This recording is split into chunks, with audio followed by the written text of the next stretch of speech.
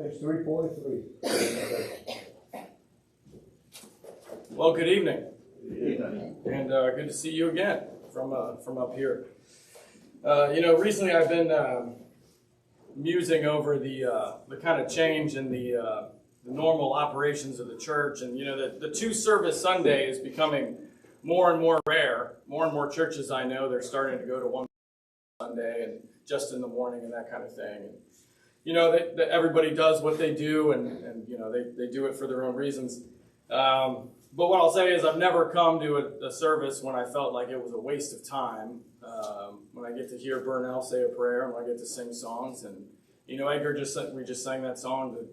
The things we do, they'll count in the great by and by. And so anyway, I appreciate you all being here and for the opportunity to speak to you on this evening. If you'd like to open your Bibles to John 11, we're going to talk a little bit about struggle tonight. A little different from the struggle from this morning. We talked about Jacob wrestling with God. And so to begin our lesson tonight, I thought I'd use another wrestling example. So we're going to talk about Rulon Gardner. I don't know if anybody knows who Rulon Gardner is. Rulon Gardner was a wrestler. He was just kind of a poor kid, grew up on a dairy farm in Wyoming. And he was kind of overweight, he was a little pudgy, and he had a learning disability. So when he was in school, he got teased a lot, as you can imagine, by all those mean kids in the rural school there in Wyoming. And anyway, Rulon Gardner, he grew up, and he wasn't ever good at any sports, and then he found wrestling. And he was good at wrestling. Maybe from wrestling all those pigs and cows on the farm, I don't know. But he was a big old boy, and he was pretty good at wrestling. And somehow, he found his way to the 2000 Olympic Sydney Games. And not only that, he was facing Alexander Karelin. Alexander Karelin from Russia. Heavy favorite to win the Russian Games. And when you think about Alexander Karelin, you think about, if you've ever seen Rocky IV, he is Ivan Drago from Rocky IV. Just looks oiled, chiseled muscles, and you can count his abs, from a distance. Everything's sculpted, and he's huge, and he's mean, and he's got that broken nose, Russian kind of mug. Scary looking dude. And then you got Rulon Gardner standing next to him. He's kind of spilling out of his leotard there, his wrestling onesie. And, that's kind of the way the critics looked at it too. Alexander Karelin was a 2,000 to 1 favorite to win the gold medal. 2,000 to 1. I mean, I didn't think they even made odds that high. And somehow, this old boy from Wyoming beats Alexander Karelin in the 2000 games and wins a gold medal. And, it's a story of perseverance and overcoming, challenges and overcoming adversity and all that stuff. And the reason I find that story inspiring is because it's such an example. People have called that the most iconic David and Goliath sports story ever. And so we're going to talk about that a little bit tonight. It's about the struggle, about the perseverance. Things that are hard but can be overcome. And as we look at John's gospel, we read about this kind of similar existential struggle. John highlights this struggle in the pages of his gospel. He talks about this battle for belief, this battle to come to faith. And for John, he highlights much more, I think, than the other gospels, how important it is and how hard it is to go through these repetitions and to wade through the challenges that get us to that moment of true belief in our life. And so tonight I want to look at another man, not necessarily Rulon Gardner, but another man who struggled, a man who fought against the odds, and who ultimately came to belief. And that's the man called Thomas, also known as Didymus, also known today, kind of unfairly I think, as Doubting Thomas. And so what little we know about this guy comes from the Gospel of John. If you read Matthew, Mark, and Luke, all they tell you is that when they list the apostles, one of the apostles named was Thomas, also known as Didymus. And that's it. That's all you get about old Thomas. But when we read John, we get a few other stories. One of them comes from John chapter 11. And I'd like to read from John 11, starting in verse 1. Now a man named Lazarus was sick. He was from Bethany, the village of Mary and her sister Martha. This Mary, whose brother Lazarus now lay sick, was the same one who poured perfume on the Lord and wiped his feet with her hair. So the sisters sent word to Jesus, Lord, the one you love is sick. When he heard this, Jesus said, this sickness will not end in death. No, it is for God's glory, so that God's Son may be glorified through it. Now Jesus loved Martha and her sister and Lazarus.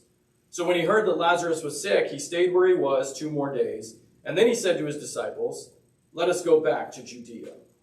But Rabbi, they said, a short while ago the Jews there tried to stone you, and yet you're going back? Jesus answered, are there not 12 hours of daylight? Anyone who walks in the daytime will not stumble, for they see by this world's light. It is when a person walks at night that they stumble, for they have no light. After he had said this, he went on to tell them, our friend Lazarus has fallen asleep, but I am going there to wake him up. His disciples replied, Lord, if he sleeps, he will get better. Jesus had been speaking of his death, but his disciples thought he meant natural sleep. So then he told them plainly, Lazarus is dead, and for your sake I'm glad I was not there, so that you may believe. But let us go to him. Then Thomas, also known as Didymus, said to the rest of the disciples, let us go also, so that we may die with him. And you get in Thomas this sort of, I don't know, what I'd call maybe sort of fatalistic acceptance of the facts. He says, Judea is the place where Jesus was going to be killed. He had already tried to have been stoned once. Bethany is only a couple miles from Jerusalem. And the disciples are like, and you want us to go back here, right? For what, Lazarus? If he's already dead, it doesn't matter, right? We're going to be killed. He's already dead. And then Thomas, instead of saying, let's go because we have faith in Jesus, let's go because we trust in God, he says, let's go and just die with him, right? Kind of fatalistically. When a couple months ago, Lindy says, hey, we're gonna go back to Florida for the weekend. We're going to put all the kids in the car and we're going to travel 9 hours with all of our kids back to Florida. This was my kind of reaction, the same thing as kind of Thomas said, right?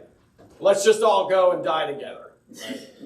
And of course, it's not that bad. But that's sort of, the kind of approach Thomas has here. He's not all in. He's just kind of accepting of what is going on, and he's kind of fatalistic. And there's, some degree of commendability here because, he's willing to die for Jesus, at least nominally. But I think the point is that Thomas didn't understand, and the disciples didn't understand yet the things of Jesus and the things Jesus was trying to teach them.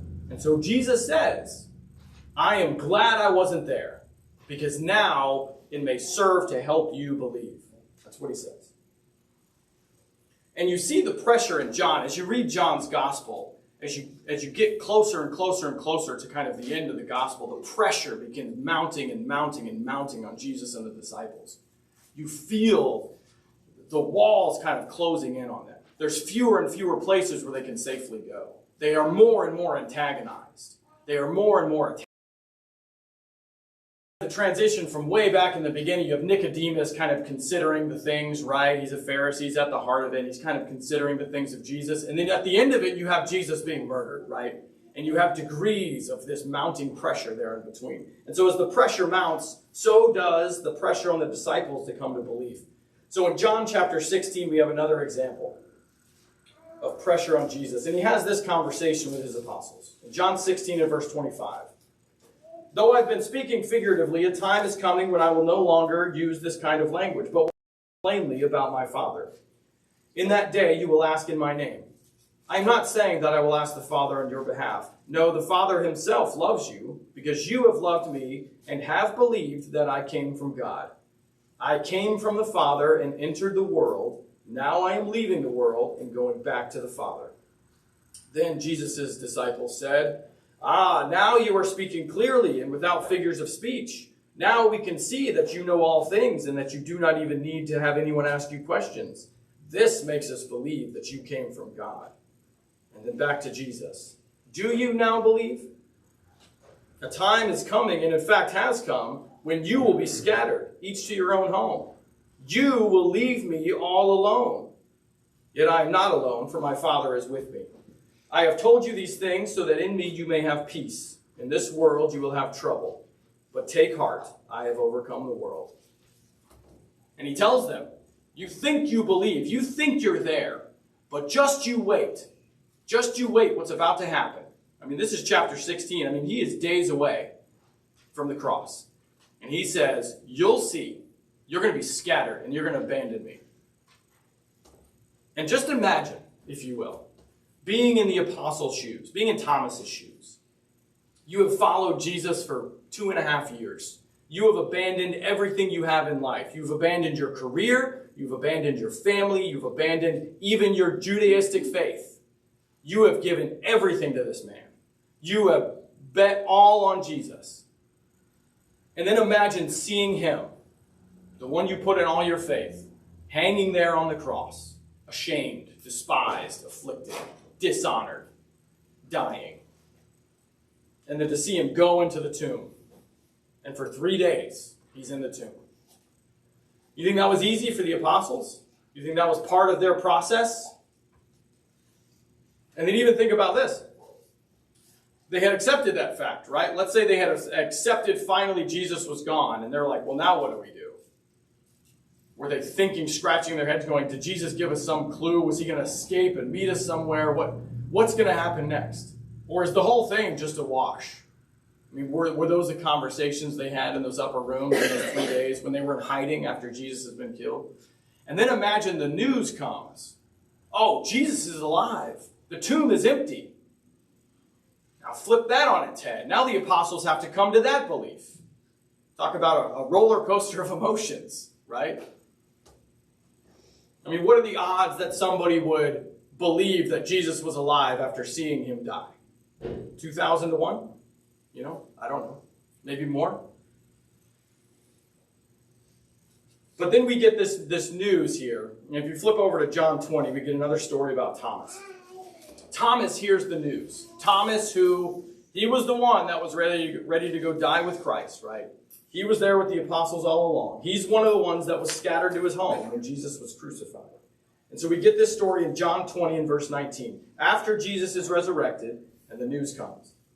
On the evening of that first day of the week, when the disciples were together, with the doors locked for fear of the Jewish leaders, Jesus came and stood among them and said, "Peace be with you." After he said this, he showed them his hands and side. The disciples were overjoyed when they saw the Lord. Again, Jesus said, "Peace be with you. As the Father has sent me, I am sending you." And with that, he breathed on them and said, "Receive the Holy Spirit. If you forgive anyone's sins, their sins are forgiven. If you do not forgive them, they are not forgiven." Now Thomas, also known as Didymus, one of the 12, was not with the disciples when Jesus came. So the other disciples told him, "We have seen the Lord." But he said to them, "Unless I see the nail marks in his hands, and put my finger where the nails were, and put my hand into his side, I will not believe." A week later, his disciples were in the house again, and Thomas was with them. Though the doors were locked, Jesus came and stood among them and said, "Peace be with you." And then he said to Thomas, "Put your finger here. See my hands. Reach out your hand and put it into my side. Stop doubting and believe." Thomas said to him, "My Lord and my God." Then Jesus told him, "Because you have seen me, you have believed. Blessed are those who have not seen and yet have believed." Man, that story will knock your socks off if you're not ready for it. And the reason it knocks your socks off is because it is you in that story. And it is you, and it is all of us in our walk of faith trying to believe, right? And you have in Thomas this example, and you get the opportunity through Thomas to hear Jesus say those words, "Blessed are those who have not seen and yet believed." John wrote this gospel. Some people think John wrote this gospel as late as 90 AD. This was the last gospel written. I think maybe even all the other apostles were dead and gone by the time John wrote this, as an old man looking back. And he wrote it to a generation of people who had no first-hand interaction with Jesus. They had no first-hand account or evidence of Jesus Christ. That's the audience he was writing this to. He may as well have been writing it directly to us. And that's the point of this gospel. And if you continue the narrative there in chapter 20, he tells us why he wrote the gospel. Jesus performed many other signs in the presence of his disciples, which are not recorded in this book. But these are written that you may believe that Jesus is the Messiah, the Son of God, and that by believing you may have life in his name. You see, John knew it was hard. He knew it was hard. And he wanted to record and write down and put in black and white something that would help people like you and like me believe. And so we recorded these special stories about Thomas that none of the other gospel writers recorded. He gave us special stories about belief and about the struggle to come to that faith. That's what this gospel is all about. I did a little brief survey of a little word search of the number of times the word believe is used in each of the gospels. And again, it's just kind of an academic experiment. It doesn't tell you that much. But it tells me this. The word believe is used in Matthew 9 times. It's used in Mark 15 times. And it's used in Luke 10 times. In John, I found it 84 times. That's what this gospel is about. And it is written for you and it's written for me. Think about another apostle, the Apostle Peter. All Peter, right? You do character studies in the Bible, you could spend a lifetime studying Peter. Because he had his own struggle for faith, did he not? He was bold sometimes, and sometimes he did remarkable things, and sometimes he floundered in the face of adversity. He sank on the sea, right? When he looked at the storm instead of looking at Jesus. And Jesus had to pull him back in the boat and say, "Oh, you of little faith." He floundered when he denied Christ the night he was betrayed because he was embarrassed to be associated with him. He was scared to be associated with Christ. He abandoned him to the cross alone. But he was also there at the empty tomb with John. And he was there on that beach after Jesus was resurrected and appeared to him. And Jesus commanded Peter, "Do you love me?" And Peter said, "You know I love you." And Jesus said, "Then feed my sheep." And that was Peter. That was Peter, the apostle and the epistle writer and the preacher and all the things Peter did throughout his life as a testament to his faith that he had struggled and fought to come to. And I wonder even if Jesus, or if Peter, as he wrote his first epistle, if he had had those words, "Feed my sheep," in his heart, as he penned these words from 1 Peter. 1 Peter 1 and verse 6. "In all this you greatly rejoice, though now for a little while you may have had to suffer in all kinds of trials. These have come so that the proven genuineness of your faith, of greater worth than gold, which perishes even though refined by fire, may result in praise, glory, and honor when Jesus Christ is revealed. Though you have not seen him, you love him.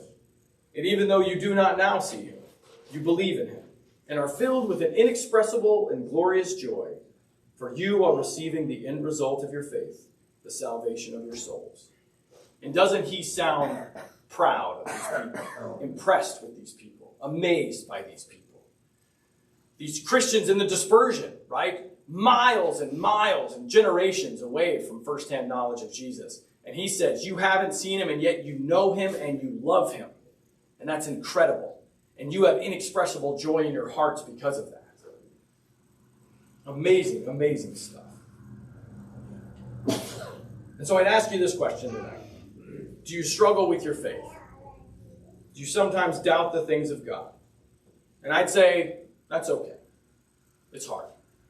God knows it's hard. John knew it was hard. Peter knew it was hard. Thomas certainly knew it was hard. But go read John's gospel again. And go see what else he tells us about faith and about the teachings of Christ. Of the miracles performed and all the teachings he gave. But once you've had your doubts, and you're done asking questions, and you're done stamping your feet, remember the command of Christ. Stop doubting and believe. Part of the road to faith we all must walk passes through the waters of baptism. And if you are present tonight and you need to take that step, we have water prepared for you. If you've already taken that step, but there's some other need that you have, we have a multitude of righteous people who can entreat God on your behalf. The road is hard, but it's laid out before us. The invitation is yours and is offered to you as we stand and sing.